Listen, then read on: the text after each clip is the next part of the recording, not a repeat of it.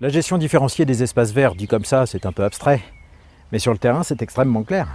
À certains endroits, ils ont décidé de plus tondre. Alors d'abord, ça chatouille un peu les volets. Et puis moi, j'ai une question. Comment on fait maintenant pour jouer au foot ici? Bon, ok, personne n'a jamais joué au foot ici, et moi-même, j'ai jamais trop joué au foot. Mais on sait jamais. Si je décidais de m'y mettre, là, maintenant, et que ce soit justement ici que j'ai envie de commencer, eh ben, je pourrais pas. Moi, je trouve ça dingue qu'aujourd'hui, on ne puisse pas tenir un peu plus compte de l'envie des gens. Bon, ben voilà, c'est pas pour aujourd'hui. Et si on coupait l'herbe sous le pied à certaines façons de penser?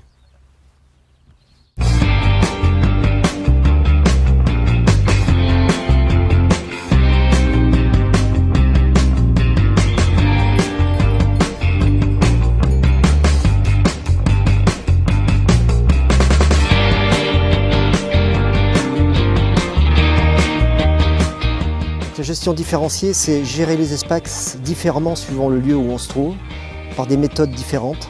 On va tolérer l'herbe dans des milieux plus naturels.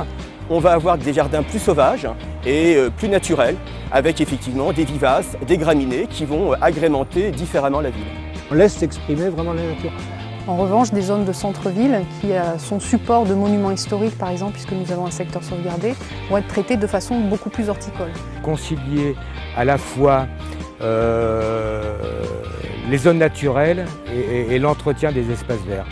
Sur Ghana, donc on a trouvé un parc qui est un beau parc en centre-ville de Ghana, où finalement on a décidé de faire une tonte sur la partie visible et laisser pousser à l'année, peut-être qu'on n'interviendra qu'en fin d'année. Ce qui va arbitrer la gestion différenciée, c'est l'usage. Donc les zones périphériques, par définition, sont des zones plutôt en général de loisirs ou de jeux, des surfaces de jeux.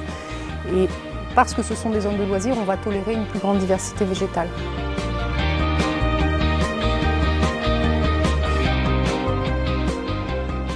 Donc nous, ce qu'on a demandé, c'est que vraiment les endroits vraiment centre-ville soient vraiment appréhendés en termes propres encore, et que au fur et à mesure dans les quartiers, qu'on ait une éducation citoyenne pour montrer qu'on interviendra moins, mais qu'on entretient. Voilà. Alors l'équilibre se fait par déjà l'environnement. On ne va pas non plus dénaturer l'environnement, mais on essaye d'apporter des choses nouvelles, du minéral, du paillage avec moins de végétaux, plus ou moins de végétaux, peut-être passer même sur plus de végétaux des endroits plutôt que des annuels qui nécessitent beaucoup de temps et beaucoup d'eau, par exemple.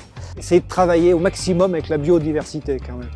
De la respecter, mais tout en gardant un niveau de prestation, un niveau de qualité quand même suffisant par rapport au lieu. On sait que le monde animal et végétal a besoin de temps pour se reproduire. Et ça implique de travailler du coup un petit peu clairement les frontières entre la végétation qu'on laisse pousser et ce qu'on maîtrise. On a fait des corridors entretenus à proximité de la coulée verte pour que les gens puissent cheminer et circuler tranquillement.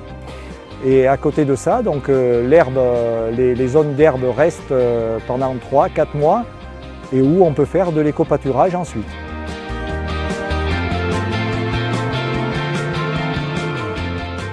À Ghana, justement, on a beaucoup de chemins à entretenir. On pratique des fauches tardives, ce qui nous permet de revenir moins souvent et là aussi de dégager du temps. L'intérêt, c'est de laisser un petit peu la nature faire son chemin. On va redécouvrir des plantes qu'on ne découvrait plus. Quand on a un projet, il faut aussi, en amont, réfléchir à l'entretien. C'est une nouvelle approche où on essaye d'avoir une gestion plus environnementale tout en gardant quand même le niveau de cadre de vie et d'embellissement de la ville. Ça demande de réflexion, d'être plus observateur, c'est sûr. C'est de repenser notre métier, clairement.